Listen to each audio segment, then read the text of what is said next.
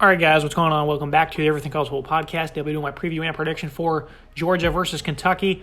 Looking at the spread, 22.5-point line in favor of the Bulldogs, 49.5 over-under, 3:30 p.m. Eastern Time on CBS. Kroger Field in Lexington, Kentucky is the site of this one. UGA leads the all-time series by a whopping margin, 61-12-2, and they have won 12 in a row. Looking at the Bulldog offense, averaging about 41 points per game, well over 500 yards per contest.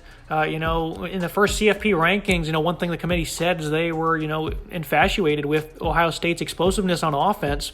But when you look at the Bulldogs, their numbers are quite similar. They don't have that same pop and that same excitement, but that's one thing I think the committee was certainly overlooking a couple weeks back, is this offense is well balanced, gets the job done. They average, 52% conversion rate on third down. One thing that's really impressive about this offense is nobody in the running game has more than 95 carries. A well put together backfield. 4 different guys get the ball. Dejon Edwards leads the way with 497 yards and 7 touchdowns. He's a bruiser. So is Branton Robinson. I like his ability to run hard.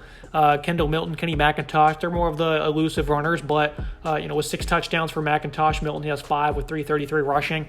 But, still 193 yards per game running the ball for Georgia, only 35 attempts per game. This is a rushing attack that could certainly run it up. And, you're not going to see it from a production standpoint exactly, only, under 200 yards rushing per game. But that's how they do things, 5.4 yards per touch. This is a team that just moves up and down the field running the football, and that's just the way they do it. They dish the touches around. They're very efficient when doing so, and that's how this offense operates. And that's very successful for them. And Stetson Bennett has certainly come a long way. 68% completion rate, just shy of 2,900 yards passing, 14 touchdowns. He's ran for 7 touchdowns. He's very smart with his legs. Only 144 yards on the ground, but still, he makes very decisive moves when he does decide to use his legs. He's come a long way in, pre-snap reads, his ability to pick up on man coverage and whatnot. I do think he's come a long way in that, pre-snap, post-snap also. There's times where he would just force the football or just make a bad read, and he's certainly progressed in that area a good bit. This is his 3rd year now as a starter. He has had, 4 of his 5 interceptions come in 2 of the last 3 games against Florida and Mississippi State, and off of, for the most part, not great decisions, not great passes, but still, he's a very good system quarterback. He's not the most talented by any means, but this is a guy that really understands Todd Monken's system, runs it very well, 290 passing yards per game, and, converting on third down. He's in a very condensed program where they have plenty of physicality on the offensive line. They're, very deep with weapons at running back and at pass catcher, and, of course, they have an elite defense on their side, so things are not really too tough for Bennett. Brock Bowers, 39 grabs, 615 yards, 4 touchdowns. He's also got 3 rushing touchdowns on 4 attempts. Bowers, he's terrific. He's a good blocker. Probably not as good as Darnell Washington, who, they're starting to get finally involved this year, which is glad to see. 6'7", 270. He's, a physical beast. 24 grabs, 392 yards, and a touchdown for him. They're starting to get him involved in these 2 tight end sets, and 12 personnel, and they're also splitting him out wide a handful of times also. A big body you got to account for. He's nasty in the trenches. Ladd McConkey, he does make an occasional mistake, but the last couple weeks he's certainly cleaned that up. 43 grabs, 578 yards, 4 touchdowns. He's also their punt returner, of course, McConkey. Sometimes he's not always that sure-handed, but he's certainly impressed over the last couple of weeks. Kenny McIntosh, 31 receptions. That's 3rd on the team. He's a nice receiving option for them. 10 yards per catch for him. Kyrus Jackson, Marcus Rosemy-Jacksaint, he's getting involved this year. 9 different receivers this year have 10-plus receptions. This receiving core, Dominic Blaylock's gotten back to being healthy. He's getting involved a good bit. A.D. Mitchell, he's still going to be out. Arian Smith, I think he's getting back to being full health. He's only got 2 receptions on the year. He provides plenty of speed. He had a big 52-yarder against Tennessee. So we'll see what happens. Overall, this is a very tough offense to contain. They have plenty of balance, tremendous physicality on this offensive line. Broderick Jones on the left side leading things for them. Overall, this is a very tough offense to contain. It's just you're going to have to get off the field on 3rd down if you're Kentucky. That's the biggest way to stop these guys. You're going to have to bring it to them in the run. If you can slow down the run, which no one ever seems to do, then you might have a good shot. But Georgia, they have great balance. It's hard to imagine them being one-dimensional. I don't expect that on Saturday. Looking at a Kentucky offense that's just not been good one bit, 23.3 points per game, replaced numerous starters on the offensive line coming into the year, so you knew that was going to be a challenge for them. And they've just not been able to overcome it one bit. Tayshawn Manning came over to play one of the guard spots, Levi Cox at center, Kenneth Horsey, he's one of the other veterans they have at left tackle. they've just not been good. 126th in college football in tackles for loss allowed. They're outside the top 100 in sacks allowed as well.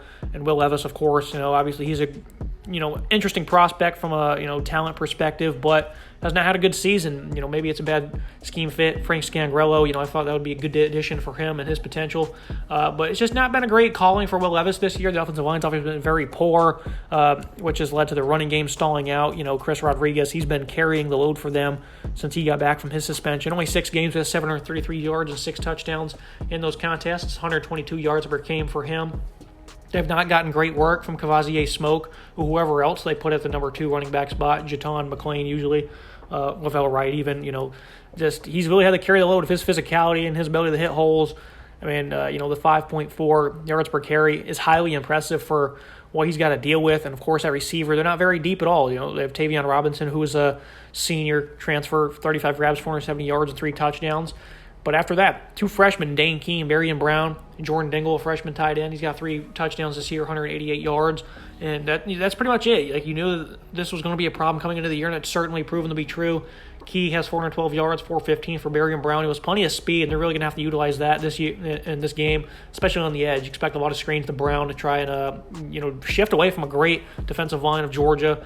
That's a mismatch for him. Try to get him on the edge, and Robinson can do the same thing. So you're going to see a lot of screens, a lot of quick throws, I think, in this one. It's just not been a great year. Coming into the season, you kind of knew the signs. For the most part, I thought this offense would be much better, despite having inexperience at pass catcher, because of the offensive line. I really thought they'd be a lot better. I thought they would overcome these losses better than they have. They certainly have not one bit. Will Levis, of course, he's not been able to play very well. And he's just not been very good ever in these big games, it seems. 66% completion rate this year, a little over 2,000 yards, 16 touchdowns, 9 picks, coming off just a brutal performance against Vanderbilt, had 109 yards. Just not been a very good year for Will Levis. And, he had 3 picks against Tennessee, under 100 yards in that one. Again, it's not all on him, though. This supporting cast has not been very good one bit. But Levis has certainly not been a leader for them, especially in that Ole Miss game, over a month ago where, he committed a turnover or 2 late in that one for them to lose that game. So top to bottom, Kentucky's offense nowhere near where we expected it to be. If they can find a passing attack in this one, the only way they're going to do that is winning on the edge with Robinson and Brown's speed. So expect a lot of that in this ball game. Looking at the Georgia defense, another flawless effort this year, 11.6 points per game allowed. They don't give up much from a yard standpoint either, only 269 yards per contest allowed, 82 of that coming on the ground. And once again, they're in line to be the top run defense for the 4th straight year now, where they're going to be top 2 in run defense. They're just phenomenal. Jalen Carter, of course, big muscly guy with great get-off, great hands in the middle. He leads the charge at defensive tackle. He's battled some health this year. Really hasn't been that healthy, production standpoint, like 3.5 TFL, 17 tackles, 2 forced fumbles. Not eye-popping production. It never is on the Georgia defense. They never have strong individual production. That's just how good they are at playing team defense. But, he's going to be the leader in the middle for them after that. Warren Brinson, he's been good on the defensive front. Michael Williams, a freshman, he's got involved as well. Zion Logue, Nazir Stackhouse. It's really by committee on this defensive line. You're still kind of trying to figure out the stars. One thing for Georgia, going into that Tennessee game, they were 120th in college football in sacks. And it wasn't a concern. Nolan Smith, of course, he got ruled out for the year before that game. And I did say I wasn't too worried about it because they can turn it on at any moment. They've had 7 sacks the last 2 games. 6 of those did come against Tennessee. But they still don't really have an edge presence. I don't know how concerning that's going to be for them. We'll see maybe down the stretch if they have to play like an Ohio State or a USC in the playoffs. Because the pass rush, Nolan Smith, he was their top pass rusher. He's gone. After that, who's going to be the edge presence? Robert Beal has not really had much of an impressive season. Jamon Dumas-Johnson had a sack from his inside linebacking spot. Javon Bullard had 2 off the edge, from the slot cornerback position, rather, against Tennessee. So, there's still no real edge presence for this football team. Again, not really too worried about it, just the brand of football they play. But maybe it becomes concerning in the playoffs if they have to face a heavy passing attack. Dumas Johnson, though, is having a phenomenal year. Second on the team with 46 tackles, 6.5 TFL. That's second on the team behind Nolan Smith, who, he'll obviously Johnson will take that position. He'll take that lead over, rather. 3 sacks for him on the year. Smail Mondon, the other inside linebacking position. 2 sophomores that have filled in tremendously this season for Georgia. Biggest concern for me going into that Tennessee game was, the secondary. I feel like they might get exposed a little bit. Keely Ringo was great on the outside. They played a lot of man coverage, and those guys held up very well. They're very well coached. Malachi Starks, he's had some communication issues this year.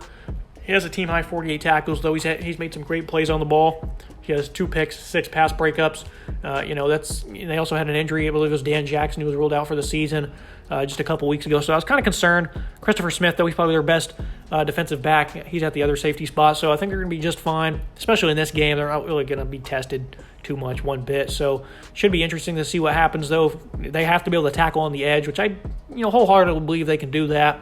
But there is spots in the secondary, not in this game, but maybe in a couple of weeks where they could certainly get picked apart, but I do not expect that to happen. They played very well against Tennessee, a lot of great man coverage against some very talented wide receivers, and they held up well. Expect the same thing to happen here against Robinson and Brown. Probably going to play a good bit of man coverage on those guys because they have a lot of confidence in doing that. Looking at the Kentucky defense, this is the unit that's going to keep them in the game. They're only giving up 317 yards per game, 20 points per contest. This is a really good defensive unit for Kentucky. It starts with their run defense. They were not good against Vanderbilt, 264 yards allowed on the ground. Tennessee had 177, 186 against Ole Miss, 180 against South Carolina. This has not been a bad run defense by any means, but they certainly have not been great. The defensive line has a lot of good size, a lot of rotation. Octavius Oxendine in the middle, he's been a leader for them, but he has not produced very well this year. Him and Justin Rogers both have half a tackle for loss, so they've certainly not produced anywhere near what was expected out of them, but they still do have some good size. Deion Walker, 6'6", 330, Josiah Hayes. This is a very impressive defensive line in terms of depth. No pass rush from this football team, though. They only have 15 sacks on the season. That's not good one bit. J.J. Weaver is the leader with only 2. They had 3 against Miami of Ohio. 3 came against South Carolina. This is not a good pass rush. It hasn't been all year. J.J. Weaver, Trevin Wallace as inside linebacker. They both have 2 sacks, rather. It's been very concerning. The linebacking group is certainly not developed like we figured it probably would this year. They still have a great group of linebackers. Jordan Wright, he's a leader for them with 8 tackle for loss. DeAndre Square, another senior, has 55. De'Eric Jackson, a junior, stepped up out of nowhere this year with 53 tackles. So they have good players. They have a very talented defense, especially in this front seven. They can certainly step up and do a lot of good things in this game. That's where it's going to start. If they can bring the physicality to Georgia, then they like their chances, I'd say, in the back end, because the secondary's played pretty well. They weren't great against Tennessee. Nothing went right that day. For the most part, though, this is a pretty good top 20 ranked pass defense. Jordan Levitt, a freshman defensive back who stepped up for them. Terrell Agine, he's a veteran in the back end. And then, Jaquez Jones, another linebacker, I forgot to mention. He's also battled health this year, so that's obviously been a big loss for them over the last couple of weeks. But still, they're pretty good in terms of depth, and that's why Jackson's been able to step up this season. This is a secondary that's played pretty well, though. They have 7 interceptions. They've only allowed 8 touchdowns. Kieran Smith has 2 picks. I think they have a good ability to step up in this game because Georgia, they're not very talented at wide receiver. They have a handful of options they roll out there, and this offense, the way it flows and the play calling is just magnificent, really. That's really why they thrive so well. But in terms of a skill standpoint, they're not overloaded with talent outside of Bowers and maybe Washington. So I think they can hold up pretty well in this game. But I do think they're going to have some trouble at the line of scrimmage, and that's going to open the secondary up. They're going to be susceptible to play action and downfield shots. In Georgia, they have no problem taking them, and they seem to be very successful despite any lack of talent they might have at wide receiver. Looking at team comparisons, Georgia across the board, I do think Will Levis is by far a more talented quarterback than Stetson Bennett, but this year it's been clear and day, night and day better for Bennett than Levis. Of course, he obviously is in a more condensed system, but Levis is just not taking the next step like you figured he would, despite some of the challenges they've had on this offense. Running back, Chris Rodriguez is the best running back in the game right now, in this specific game, that is, but 4 deep for Georgia at that position. They're probably going to get the nod 10 times out of 10 in most games, you predict. Wide receiver, there's about 4 guys that catch the football for Kentucky. Georgia, they have plenty of guys they can dish it out to. And Brock Bowers is pretty much a wide receiver the way he lines up. He's not just a tight end. So obviously they're going to get a big edge there. Offensive line, pretty unanimous, not even close. Defensive line as well. I do like Kentucky's D-line. Very underrated. Again, they have great rotation, some great size. But Georgia, I kind of like running back. And, they're going to get that nod 10 times out of 10. I'm going to give the edge to Kentucky, a linebacker. I do think they're much more talented. And I think the unit, I don't know if they've played better than Georgia's by any means, but these are very good players that have produced. Jackson, Square, J.J. Weaver, Jordan Wright as well. They've got a pretty respectable linebacking tour. Trevin Wallace as well. They're 2 deep is very impressive. So Kentucky, I'm going to give them the edge there to avoid the clean sweep. Secondary, Kentucky secondary's played good this year, but I think Georgia is right now a little bit better. Of course, they didn't have a great game against Florida, but they, looked pretty good against Mississippi State, and they looked very good against Tennessee, where they just played man coverage all day, and it didn't bother them one bit. Final thoughts on the prediction on this one. Keys to the game, Georgia. Overpower a poor offensive line. They have the potential to do that against any opponent, especially in this matchup. Should be easy for them. Tackle on the edge. Do not get exposed by Robinson and Brown's speed, because I expect a lot of quick passes, some screens. That's really they're going to try to neutralize that the defensive line, and that's going to be the best way to do it, to get it to your playmakers on the edge, have some speed. If you can't tackle, you'll be in some trouble. Even if they struggle to tackle throughout the day, Kentucky's not going to be able to move the ball much. But for the Wildcats to win, stuff the run. That's the most important thing right there. I think they certainly have the capability of doing so, but I don't believe they will. Stay on the field on offense, and they must find a passing attack. I don't think they're going to really do any of those things very well. I do think this game could probably be closer than people think. I do pick Kentucky to cover in this one, 34-14. I think their defense will play one of their better games of the year here at home. Looking to play spoiler. This game's going to mean a lot to them. They've lost 12 in a row. Mark Stoops, this is a big game for him and this program. I do think they lose. They just barely cover. They lose by 20 in this one. I do think it could be a lot closer than people think, because the Bulldogs, they've had some issues, at times this year, and obviously they're number one team in the country. But, they're without their flaws as well throughout the year. But I think this is going to be a pretty easy game for them. Just the offensive line for Kentucky, it's been too poor this season. They're not going to do very well one bit against Georgia. So I could totally see, a 45-0 type of game, really. But I do think Kentucky will hang in there for a good bit. That's going to be it for today's episode, guys. Make sure you like, comment, subscribe. See you next time.